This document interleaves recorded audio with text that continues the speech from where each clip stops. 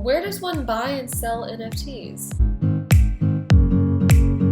Welcome back if you are a returning subscriber. If you're new here, I'm defibae, and this is not financial advice where I talk about all things crypto and DeFi related. In this video, I'm going to be talking about the different types of marketplaces for NFTs and basically walk you through the 6 major NFT marketplaces happening right now. If you've watched my previous videos, then you know what NFTs are, their potential upsides, as well as the risks that go with them. Let's get right to it. Number 1, Opensea. We're going to start with this one because Opensea is kind of like the one-stop shop for all levels of NFT collectors, buyers, sellers. It is, as they say, the world's first and largest NFT marketplace. Pretty much the lowest barrier to entry. You sign up for an account, make sure you have some sort of browser wallet, basically a hot wallet like a MetaMask. Connect it, load up on some Ethereum because that's going to be the main token that's used in these sort of NFT transactions. And pretty much anyone can do it. Anyone can sign up and make an account. They do feature their own exclusive Opensea drops. Pretty cool. They sprinkle in a little bit of the trending in all categories. And they kind of give you a nice step-by-step on how to create and sell your own NFTs. You know, from helping you with setting up your wallet, what they support, to making a collection or like a storefront, and then basically uploading and adding your NFTs and choosing how to list them. They also give you a little bit more of the resources on like beginner's guide to creating and selling, how to be safe when you're on Opensea. You can browse by category, which is very nice. And they show you that they are well funded and supported by some of the biggest names in the space. One thing that I really like about Opensea, I showed in a previous video, but you can see the different rankings by time, categories, and chains. And so it kind of gives you an idea of, you know, the top 10 and what's happening. Now, here's an important thing to remember. It is not necessarily cheap to list or basically try and sell your NFTs, just as it's not really cheap to mint your NFTs. Most of these transactions are going to require some sort of gas fee, which is paid in ETH. Sorry, guys. You kind of want to keep in mind how royalties work. One of the major benefits of NFTs are the secondary sale royalties that the creators get on every single resale. And it's different percentages for each platform.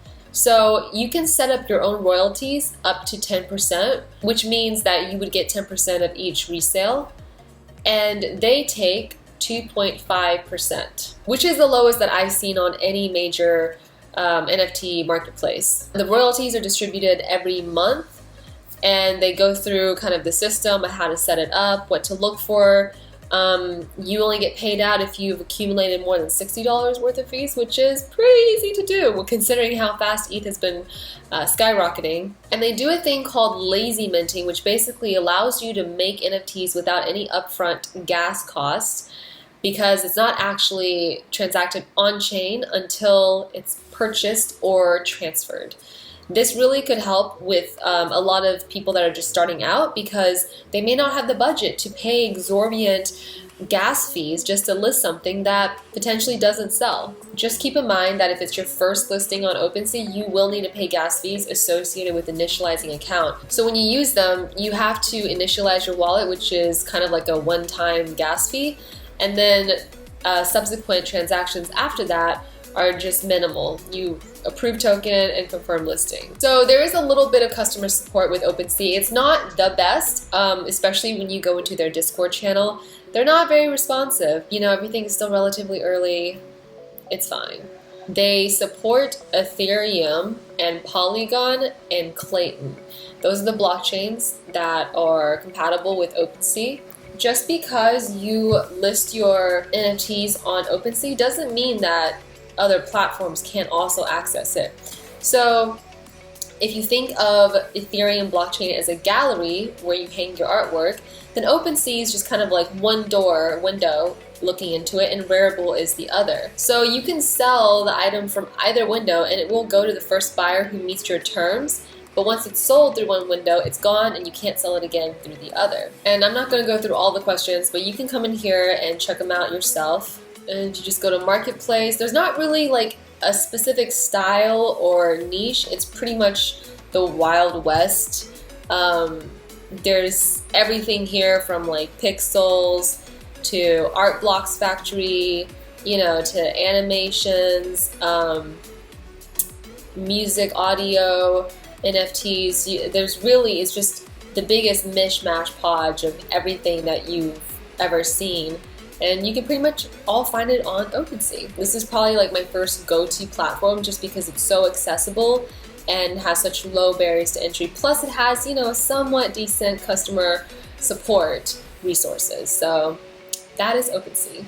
So the second one, in no particular order, is Rarible. So let's check it out. Rarible definitely has a little bit of a different aesthetic and feel. You know, they start off with a lot of in-your-face sort of hype style artwork, and it just feels more hip, feels more cool, feels more like Gen Z. They still kind of give you like a little stat right here on the first page. Yeah, cool cats. And this is where you can bid. Oh, so one thing about Rarible that's a little different from Opensea.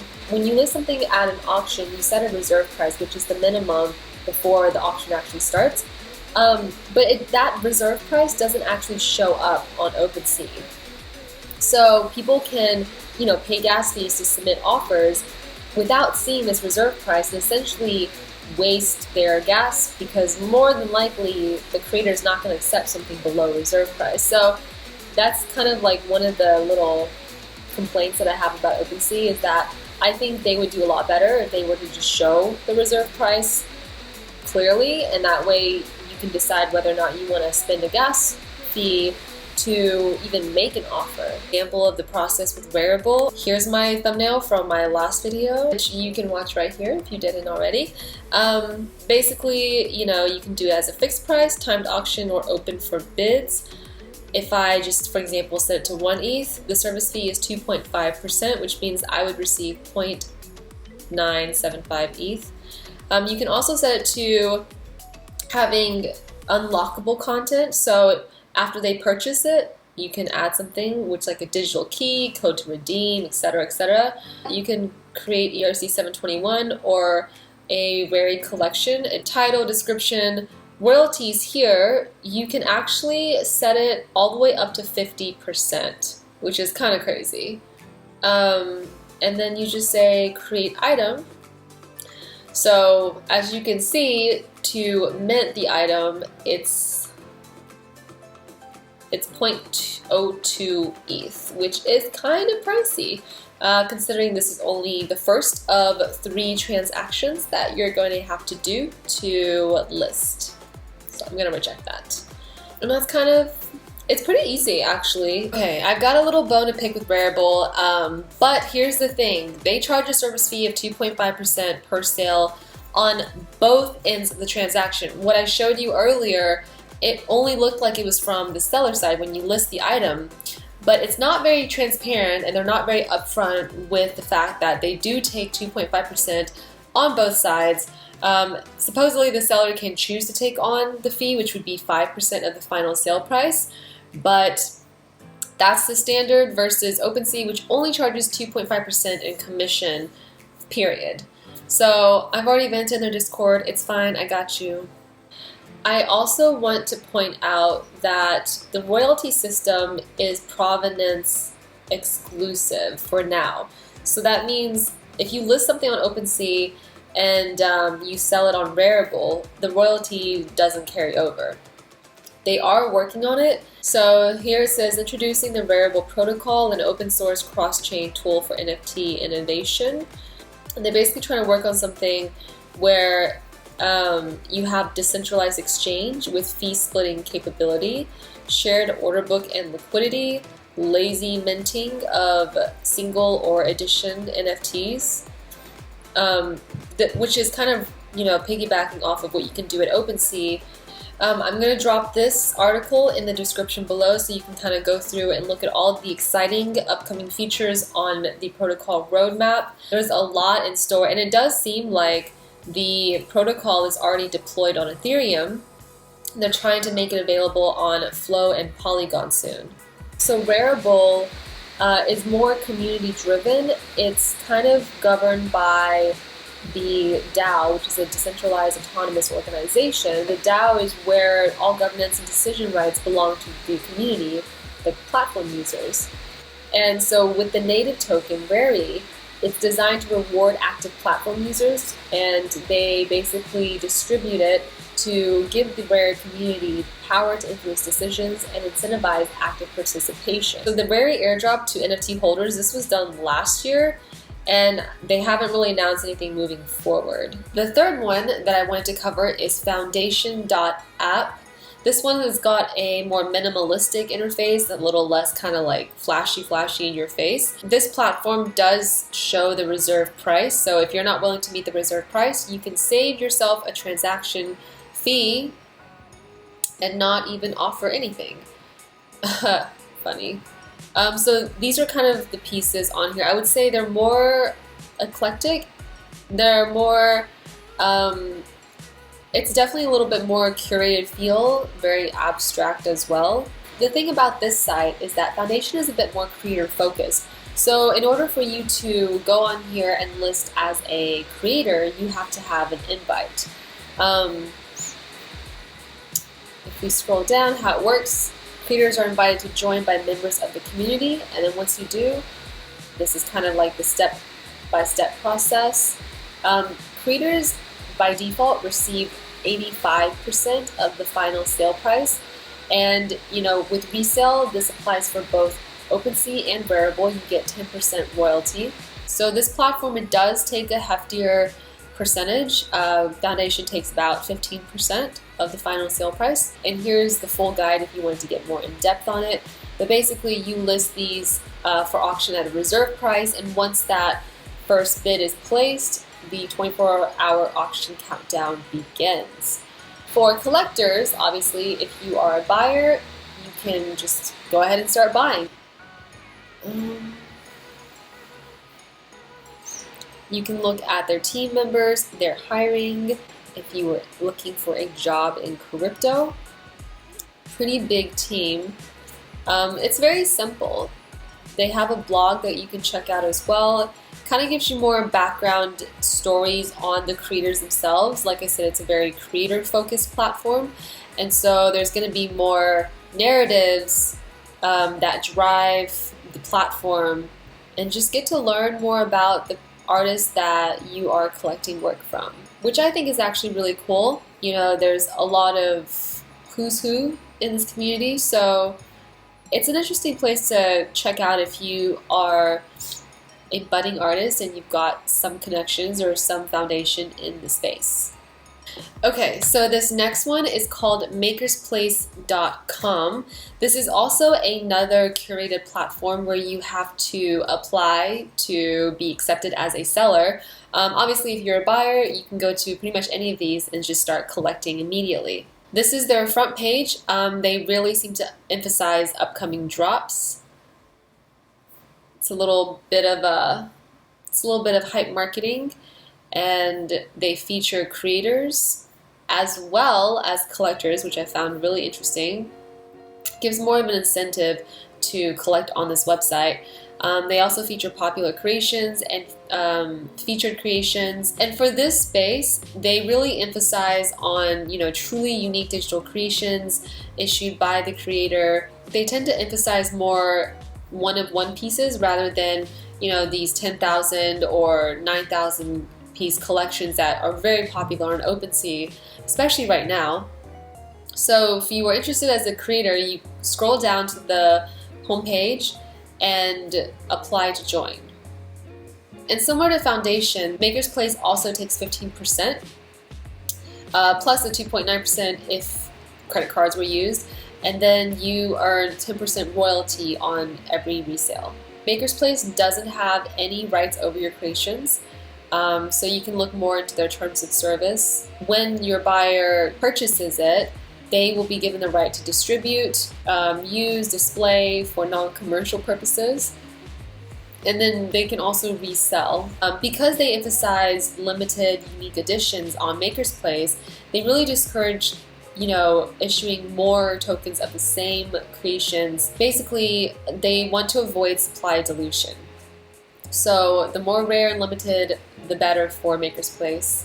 And you can get paid via PayPal, Ether purchases. It's invite only, so you can apply to join, but just keep in mind that Foundation and Makerspace are a bit more high barrier to entry as a creator/seller. You can see the style here is definitely more curated as well. It's a little bit more edgy. It's definitely more modern, abstract, sometimes just bizarre, strange and bizarre on some of these.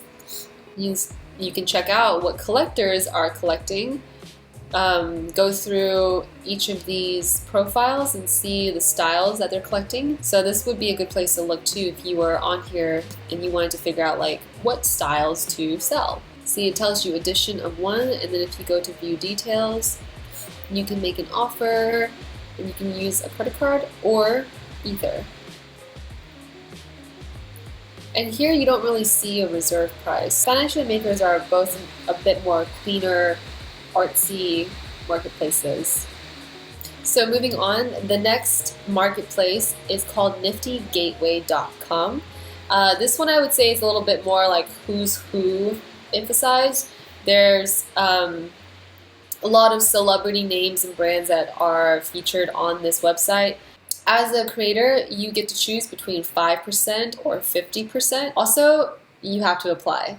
As a creator, most of these places you're going to have to apply because they're getting to be more curated. Here, let's check out their drops. It's also a very clean but kind of cool looking interface. They give you their drop schedule, which is nice. You can plan ahead. And then you can also look at the marketplace. If you want to directly buy a drop, then you go to exhibitions, and you can also filter by the ones that are on sale and go by lowest price. And so this is kind of like your entry point to these pieces. You can go by artists because it is a curated place. Most people here would be shopping probably by artist, by names that they recognize. And then head over to activity to see what's happening. You can see what's been transferred, deposited, what's been sold, who's bidding on what or how much. And the statistics aren't as detailed as, say, Opensea, but it does give you some insight onto the platform activities. All right. And the sixth major marketplace for NFTs is Known Origin. Was that a bit dramatic? All right. Discover rare digital art and collect NFTs. Yes, that is what we are here to do. This is another curated marketplace where you have to apply to be an artist and creator. Really, really great pieces here too. You have buy now prices, which is pretty cool. You have the option of doing this, and you can also bid. This guy is so funny. All right, so here you can also see the marketplace. What's interesting is that they differentiate the primary and a secondary marketplace. Primary would be where you go buy directly from the creator, and the secondary is where you buy as a resale. They have great promotions for drops. There's a countdown clock, which is really, really cool. And then they have a tab for artists, and you can sort them by trending, all or new. You can also see activity, what's been sold, how much activity is actually happening on this marketplace. This is pretty cool. And you can see that the artwork here is also very, very abstract as well. Yes, what is this? Oh my goodness. And it tells you here how many are in the total collection. So for example, this one, Abstracting E, there are 12. And this one, the Shaman, it is a 1-of-1 edition. So more rare, less rare. The cool thing that I wanted to highlight about Known Origin is the journal section. Here you can basically get inside the mind of the creators. Like for example, Artist Spotlight on Food Masque. Got some crazy masks. And this is an interview where he talks about what got him into crypto art. Food Masque makes meals into face masks and then eats them. Very relevant for the past 1.5 years of COVID. So it's kind of interesting to get inside like the mind of the artist. It just gives a deeper connection between the collector and the artist, because then you feel like you actually know the artist better and therefore their works. You can also check out collections. This is kind of like categories on the other marketplaces, but for example, if you wanted to check out, Asian creators, well, they have a collection for the Art Week Asia, which showcases, more than 300 of the biggest names in digital art in Asia. Some really cool pieces here as well.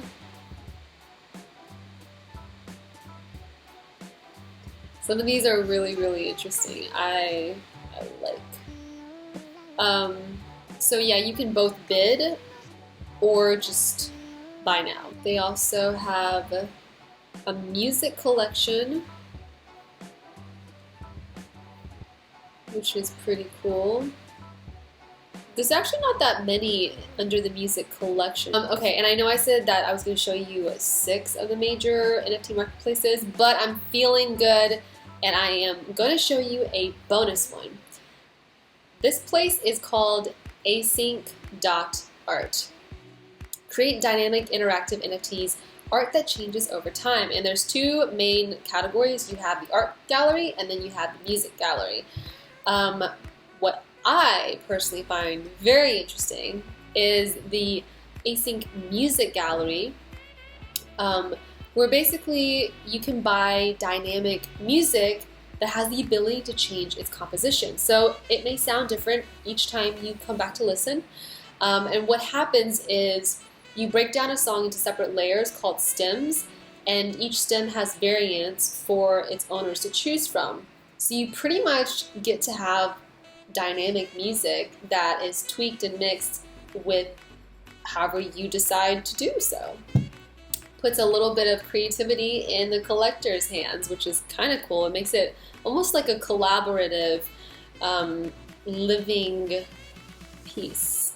They also have it divided into owned by artist and secondary market, as well as, do I want to just buy it straight up, or do I want to find the ones that are active with reserve? And if you go to the art section, you can see these different pieces and how many layers. So this one has 0 layers, 0. This one has 3 layers.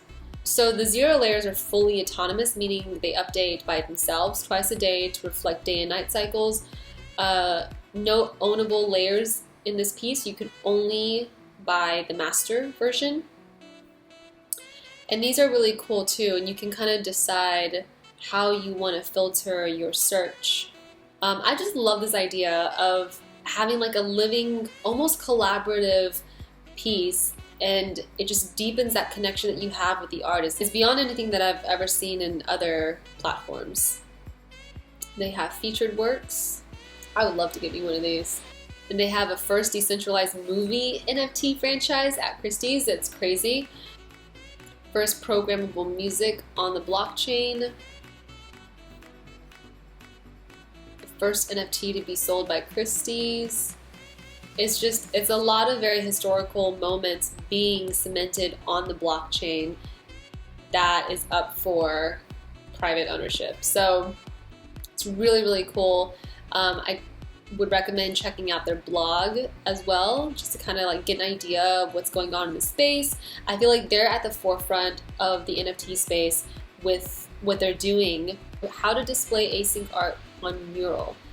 And this will teach you how to do it. You basically hook it up and then it updates in real time to showcase the dynamic and on-chain layer changes of async artworks. It's much easier to maintain than traditional art, and it saves a lot of space. You can go here and there's different styles that you can choose from. I would love to get one of these pieces put up in my place. It's a little pricey, $400. You could do it with a monthly payment. So this mural canvas is basically a very stylish and digital canvas that you can put your entire NFT collection on and just cycle through it, or just let it do its thing as a dynamic piece of art. This would kind of be an example of a night-day automatic shift, and then you have an app on both Android and iPhone. And there you have it. And those are the major players in the NFT marketplace space. You know, it might not actually be a bad idea to apply as an artist to one of these platforms. So have fun and go out there and explore them all. Let me know if you find something that maybe I missed. I would love to hear it in the comments below. And hopefully you found value in this video, or at least interesting. If so, please like that button and subscribe. As a new channel, I would really love the support. And as always, I will see you in the comments below. Thanks for watching. Bye.